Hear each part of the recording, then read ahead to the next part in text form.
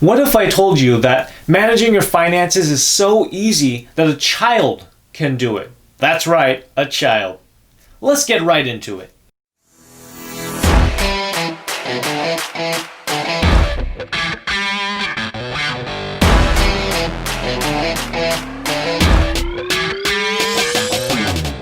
Hello all of you beautiful people out there and my loyal minions. It's your hypnogod, the Mastermind Fred Lee here, and this is another Living Like a Boss series, and this is episode 6. And if you haven't checked out the other videos, which I strongly recommend, click the eye icon above, the description, at the end there's the whole playlist.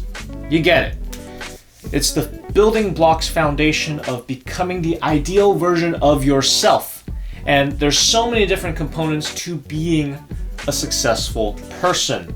Now, success comes in various shapes and sizes, but as long as you're happy and as long as you don't feel like you're in a terrible state, that is what's important. That's why I put this series together, so you can at least either get started in your journey of getting yourself out of that rut, or if you are just in the transitional phases of moving up to the next level and you want to just boost yourself up to whole new heights, this is the series for you. And of course, if you want in-depth, custom-tailored consultation with me, you can always go to fredleemind.com and we can chat and take it from there.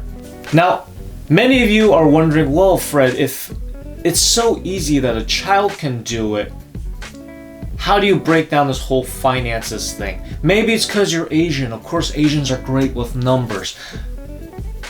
Racial stereotyping aside, it is not that difficult. And a lot of people neglect to talk about finances because, well, it's a status thing. And there's like stigma and other things associated with it. We don't care about that here on this channel. We're here about making you a baller. So let's get to it.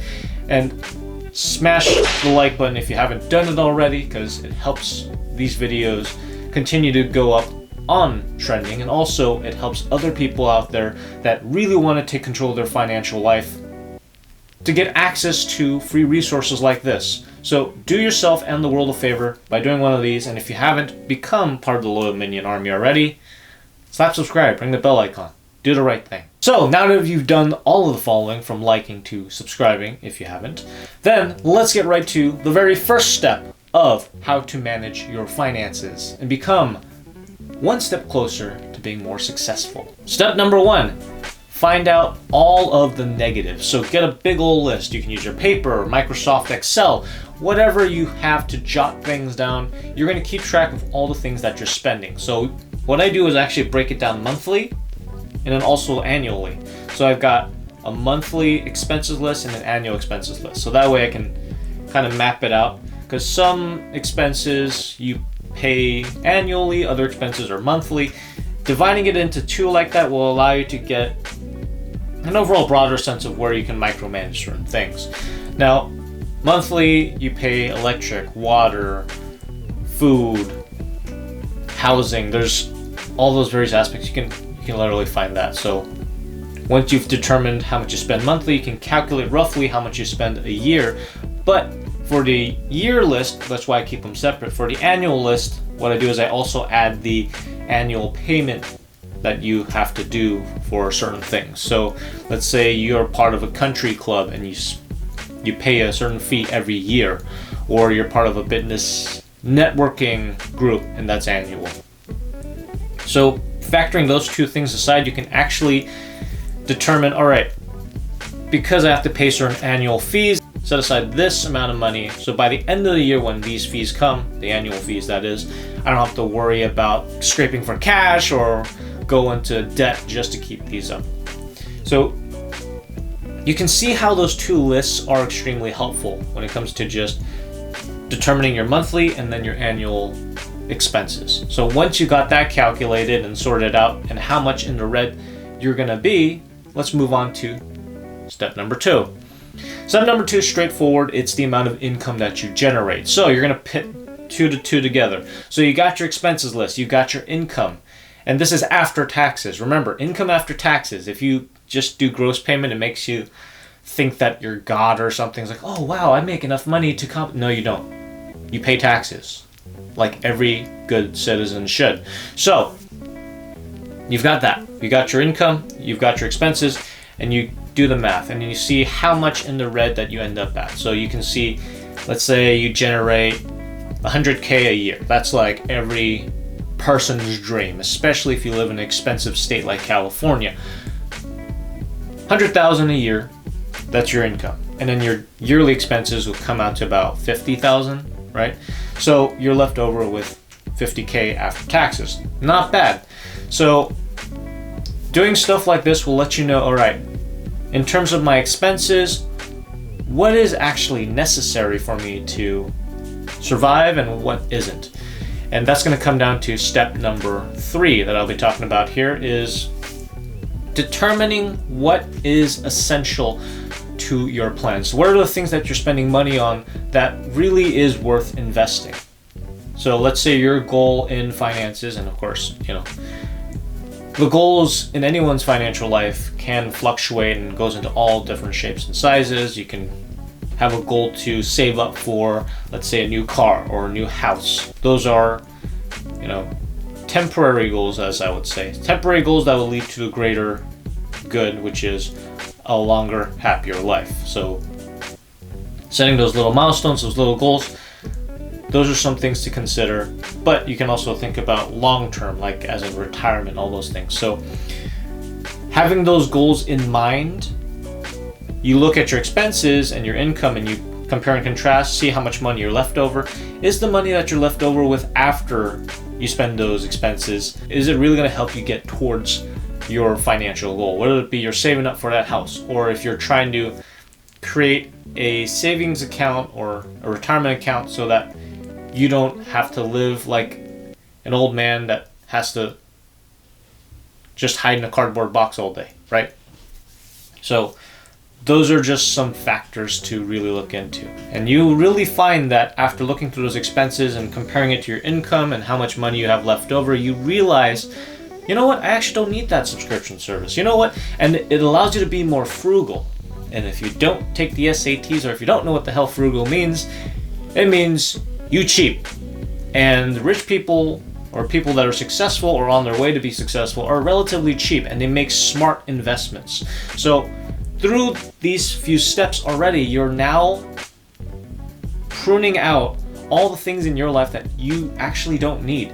And you'll realize that you can get by with so little and really enjoy life later in the long run. Because the earlier you start these little tips and steps, the sooner you can have a happier, wealthier life. Now, of course, all of these steps in mind, do keep in mind that these are things that I personally do, and this is just from personal experience and what's worked for me.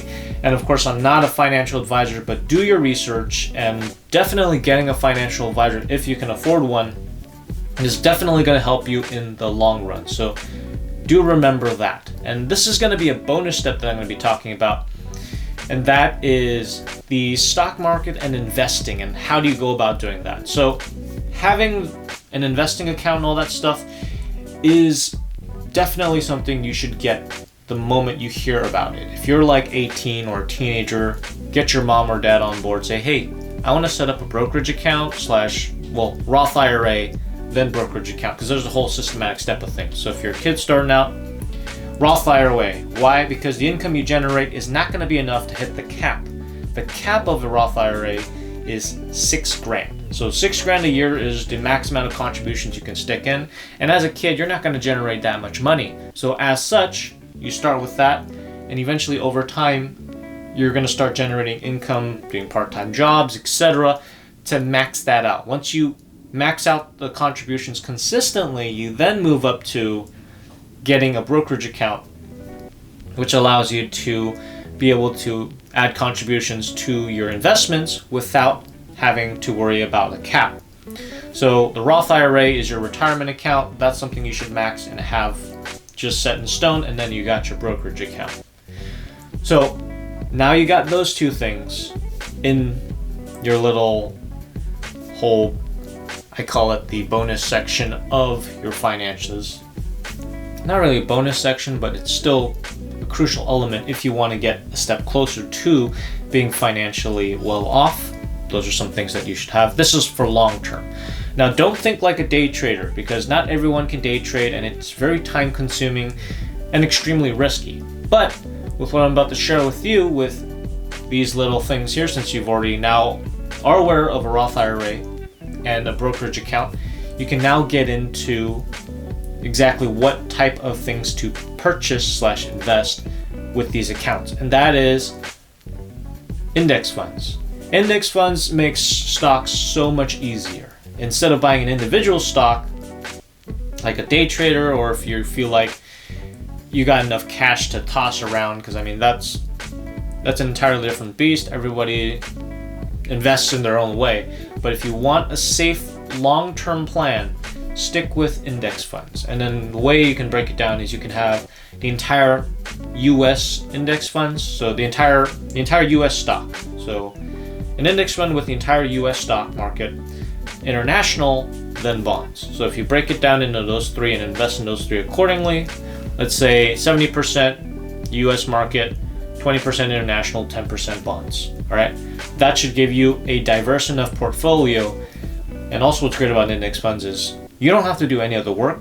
It's just extreme professionals that do this kind of thing for a living. They help you make money for you. So why the heck aren't you getting into it in the first place? And what I like about investing in general is that it is basically a super savings account. The Roth IRA, since it's retirement, it's designed in a way so you can't really touch it. And you don't want to, because the only time you'll ever need that money is if you're a freaking old person. All right? And you'd rather be the happy, wealthy old person you provide for your grandchildren, spoil the hell out of them. I don't know, totally up to you. But that's something that you can use later down the line. But what's cool about having the brokerage account after, when you are consistent with your Roth IRA, that can be your play money. That can be whatever you want. And what's great about it is that you have so much freedom once you have this type of structure. You can see where I'm going with this. If it's a bit confusing, don't worry. You can always rewatch the video over and over and kind of take notes along the side as well. So it's a lot to talk about in this Live Like a Boss video, but this is, I'd say, one of the most important videos that you could ever watch. Aside from the initial having a good mindset and everything, and people say, oh, you have a weak mindset, and people think it's a whole sham. In order to micromanage all of these finance stuff and everything that I just talked about, and I'm speeding through a bunch of these points, and I'm trying to be as efficient with how I explain things, because you have a life. I don't want to take up too much time, so these are just some of the points. And to recap all this, first step, sort out your expenses, figure out how much money you're spending. Second, income, and then you're going to compare and contrast and see what you're left over with. Third, prune out anything that you're spending money on that doesn't serve to your cause, and whether or not it gets you closer to your financial goals or not. And of course, the bonus step that I talked about is getting into investing. And investing is basically a savings account, but better, because unlike a savings account where the bank can just not give you they don't really give you money in the first place, because they're just providing you a spot to store your cash. What's great about the investing side of things is you can stash your cash and you can have it just grow over time, have your money work for you. It's better if money works for you than if money just sits there and loses value potentially over time. With those things in mind, be sure to jot all these down, watch the video several times. Just like I said, there's so many different points in this video to convey these couple of steps, and it seems like a lot, but once you actually start doing these things, it's very, very easy, and you will realize, you know what, I have better control in my own finances, and I don't have to really freak out. And I've been freaking out over nothing.